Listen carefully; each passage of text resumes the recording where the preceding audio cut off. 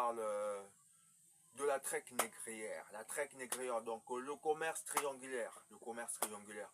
Alors pour moi, je donnerai la définition du commerce triangulaire. Donc le commerce triangulaire consistait à échanger les marchandises européens contre les captifs africains et à les vendre aux colons d'Amérique pour le travail des mines et plantations. Alors en retour, les navires européens ramenaient des bateaux conservant des produits pour leur consommation en Europe. Et ce commerce qui fit des milliards de victimes africaines commence au XVIe siècle, prit son apogée au XVIIIe siècle et prend définitivement fin en XIXe siècle.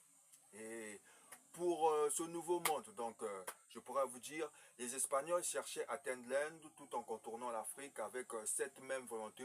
Le philosophe Christophe Colomb fait route vers l'ouest, rencontre un continent ignoré qui est l'Amérique. Alors les Portugais et les Espagnols se partageront ce continent qui est l'Amérique sous l'autorité du pape et en 1494.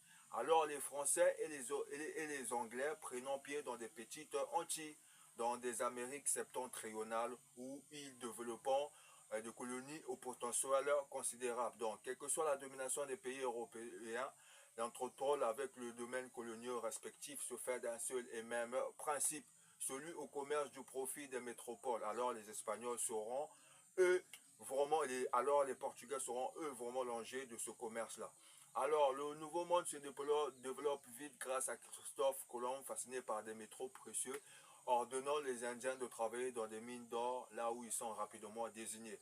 Alors, eux, les Portugais développent au Brésil les plantations sucrières et importent la main-d'œuvre des Africains pour y aller travailler.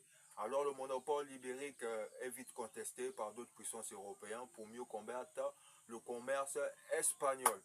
Alors, la traite négrière pour ceux que les Européens amenaient pour échange, donc les Européens quittaient leur côte d'Europe, atteignant les côtes d'Afrique, avec des objets d'échange comme de la verruterie, des ustensiles de cuisine, les miroirs, les gobelets, les couteaux, les vieux habits, les fusils, les barils de poudre, les tonneaux d'alcool, les objets de verre, les pièces d'étoffe, ça c'est ce qu'ils échangeaient contre les esclaves. Et on ne prenait pas un esclave un malade, on prenait un esclave en bonne santé, fort et robuste, avec un teint marron.